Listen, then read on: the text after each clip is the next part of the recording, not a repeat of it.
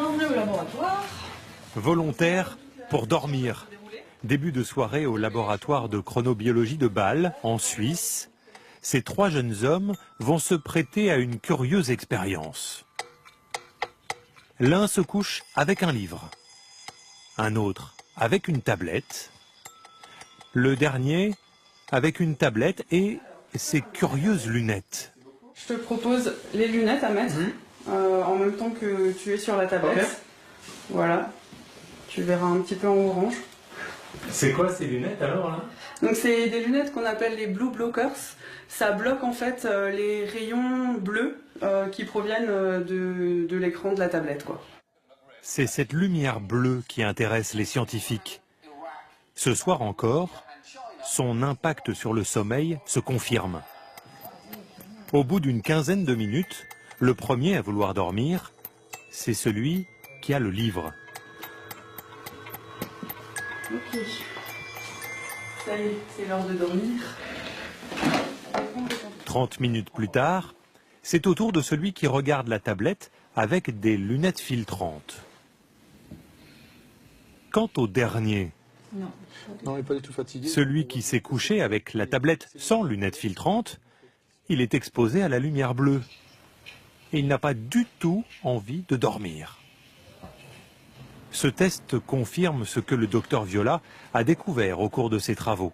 Les rayons bleus des écrans bloquent la mélatonine, l'hormone du sommeil. La mélatonine est une hormone qui est sécrétée par le cerveau, qui va permettre l'endormissement et va permettre un sommeil réparateur. Donc c'est essentiel pour notre sommeil? C'est essentiel pour le sommeil, non seulement pour le maintenir, mais également pour avoir cet effet réparateur, régénérateur de notre corps. Exposé à des écrans le soir, notre cerveau produit 25% de mélatonine en moins. On s'endort moins vite et on dort moins bien. Chez les adolescents, le phénomène est particulièrement inquiétant. 1 sur 4 ne dort pas assez. Comme Axel, 15 ans. Nous protégeons son anonymat pour lui éviter des problèmes avec les professeurs.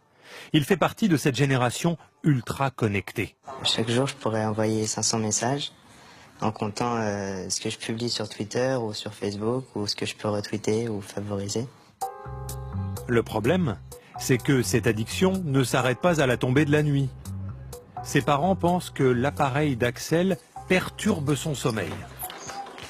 Avec leur accord, j'installe une caméra infrarouge dans sa chambre. À 23 h, Axel se couche, smartphone sur l'oreiller. Au bout de seulement 7 secondes, l'appareil se met à vibrer.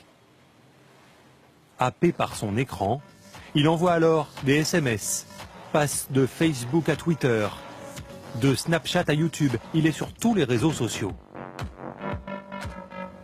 Après avoir surfé 1h15, Axel finit par s'endormir. Les matins de cours, c'est vrai que le réveil est dur, mais c'est vrai que la journée, j'ai des moments de fatigue à cause de ces manques de sommeil. Parfois, en période scolaire, Axel ne dort que 6 heures. À son âge, pour être en forme, il lui faudrait 3 heures de sommeil en plus.